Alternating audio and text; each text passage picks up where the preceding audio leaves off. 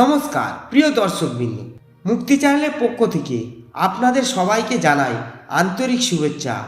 আজ আমরা এমন এক রহস্যময় ও শিক্ষামূলক কাহিনীর কথা জানব, যা শুনলে আপনি বুঝতে পারবেন দেবদেবীদের লীলার মধ্যেও লুকিয়ে থাকে গভীর জীবন দর্শন। আজকের বিষয় জগন্নাথ দেবের ওপর মা লক্ষ্মীর অভিশাপ, এক লীলাময় শিক্ষা। এই কাহিনী মূলত পুরীর বিখ্যাত রথযাত্রার সময় পালিত হেরা পঞ্চমী উৎসবের সঙ্গে সম্পর্কিত। এই লীলা মা লক্ষ্মীর অভিমান, জগন্নাথ দেবের করুণা এবং সংসার জীবনের এক অসাধারণ শিক্ষা লুকিয়ে আছে। রথযাত্রার সূচনা উড়িষ্যার পবিত্র পুরীধামে প্রতি বছর মহা সমারোহে রথযাত্রা অনুষ্ঠিত হয়। সেই সময় ভগবান জগন্নাথ, বলরাম ও সুভদ্রা দেবী তাদের রথে চড়ে মূল মন্দির থেকে গুন্ডিচা মন্দিরে যান। সেখানে কয়েকদিন অবস্থান করার পর তারা পুনরায় শ্রীমন্দিরে ফিরে আসেন। জগন্নাথ টেম্পল এবং গুন্ডিচা টেম্পল এর এই যাত্রাই রথযাত্রা নামে পরিচিত। কিন্তু এই যাত্রার এক বিশেষ ঘটনা ঘটে। ভগবান জগন্নাথ তার পত্নী মা লক্ষ্মীকে সঙ্গে না নিয়ে যাত্রা করেন। মা লক্ষ্মীর অভিমান। কথিত আছে জগন্নাথদেব মা লক্ষ্মীকে বলেছিলেন যে তিনি খুব শীঘ্রই ফিরে আসবেন, কিন্তু দিন কেটে যায়, প্রভু ফেরেন না। একদিন, 2 দিন, 3 দিন, 4 দিন মা লক্ষ্মী অপেক্ষা করতে করতে ব্যাকুল হয়ে ওঠেন। তিনি ভাবতে লাগলেন, আমাকে ছেড়ে কোথায় গেলেন আমার প্রভু? এই অপেক্ষা ধীরে ধীরে অভিমানে পরিণত হয়। হেরা পঞ্চমীর দিন, রথযাত্রার পঞ্চম দিনে মা লক্ষ্মী সজ্জিত পালকিতে চড়ে গুন্ডিচা মন্দিরের দিকে রওনা হন। হেরা অর্থ খোঁজা বা দর্শন করা এবং পঞ্চমী অর্থ পঞ্চম দিন, তাই এই উৎসবের নাম হয়েছে হেরা পঞ্চমী। তিনি প্রভুর দর্শন করতে গিয়ে জানতে পারেন যে জগন্নাথ দেব এখনও ফিরতে প্রস্তুত নন। এতে তার অভিমান আরও বেড়ে যায়। অভিশাপ নাকি অভিমান? অনেক লোককথায় বলা হয় তখন মা লক্ষ্মী ক্রুদ্ধ হয়ে জগন্নাথ দেবকে অভিশাপ স্বরূপ শাস্তি দেন। তবে শাস্ত্রীয় ব্যাখ্যায় এটি প্রকৃত অভিশাপ নয়, বরং স্ত্রীর অভিমান ও ভালোবাসার এক মধুর প্রকাশ। হেরা পঞ্চমী অনুষ্ঠানে মা লক্ষ্মীর সেবকরা জগন্নাথের রথের একটি অংশ প্রতীকভাবে ভেঙে দেন।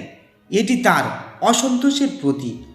এই ঘটনা দেখায় যেখানে ভালোবাসা গভীর, সেখানে অভিমানও গভীর হয়। জগন্নাথ দেবের প্রতিশ্রুতি। মা লক্ষ্মীর রাগ দেখে জগন্নাথ দেবের তার দূতদের মাধ্যমে একটি মালা পাঠান। এই মালাকে বলা হয় অজ্ঞা মালা। এর মাধ্যমে তিনি প্রতিশ্রুতি দেন, আমি খুব শীঘ্রই ফিরে আসব। এই প্রতিশ্রুতি পেয়ে মা লক্ষ্মীর মন কিছুটা শান্ত হয়। এই লীলার গভীর রহস্য। অনেকে প্রশ্ন করে, ভগবান কি সত্যি লক্ষ্মীকে ভুলে গিয়েছিলেন? উত্তর হলো না। ভগবানের প্রতিটি কাজই শিক্ষা দেওয়ার জন্য। এই লীলার মাধ্যমে তিনি দেখিয়েছেন, নাম্বার 1, সম্পর্কের মূল হলো সম্মান। যে কোনো সম্পর্কের ভিত্তি হলো পরস্পরের মর্যাদা রক্ষা করা। নাম্বার 2, অপেক্ষার মধ্যেও প্রেম থাকে। মা লক্ষ্মীর অপেক্ষা প্রমাণ করে যে সত্যিকারের ভালোবাসা ধৈর্য শেখায়। নাম্বার 3, অভিমান সবসময় খারাপ নয়। যখন অভিমানের মধ্যে ভালোবাসা থাকে তখন তা সম্পর্ককে আরও গভীর করে। নাম্বার 4, ঈশ্বর ও ভক্তের আবেগকে মূল্য দেন। জগন্নাথ দেবের সঙ্গে সঙ্গে প্রতিশ্রুতি পাঠিয়েছিলেন, অর্থাৎ ভক্তের হৃদয়ের কষ্ট তিনি কখনো উপেক্ষা করেন না।